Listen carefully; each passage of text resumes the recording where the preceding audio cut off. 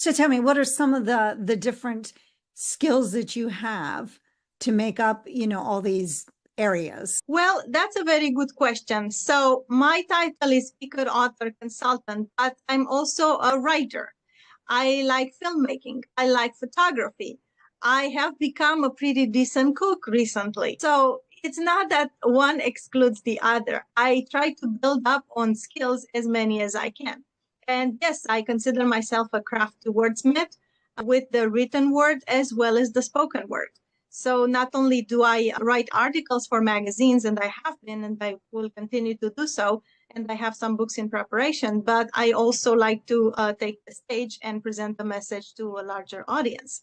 So yeah, I feel like I'm adding more to the existing skills or refining those that are already there.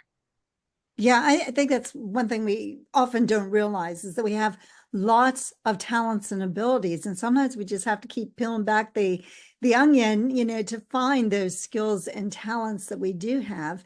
And then I also think sometimes our purpose changes. Some people think you have one main purpose for your whole life. I tend to feel that there's multiple purposes depending on where you are in life. And so I feel like maybe that's kind of where you're at. Does that make sense? Yes, absolutely. And that's exactly the message that we want to convey because yes, things change, priorities change, and life missions and goals change. You can't set yourself to just one goal. There's nothing wrong with that, but don't be limited by just that one thing.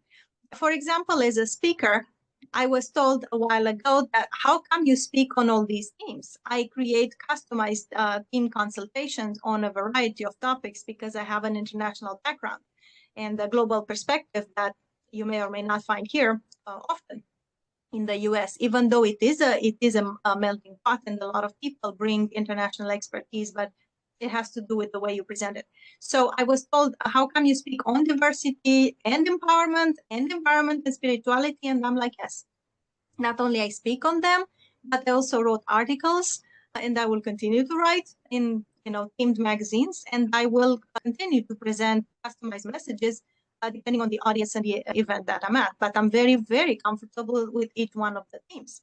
So going back to the modern Renaissance, again, I do not limit myself. The challenge is to present the message clearly, and on the other hand, to make it part of you that does not sound too proud or arrogant because people don't like that. And just understand that this is your genuine self, and you want to make it clear to the other people so they don't feel intimidated or overwhelmed. This is who you are, and you have multiple talents, and the best way to bring that out in other people is just to make it shine and collaborate. Yeah, and I think, a lot of times it's just the awareness.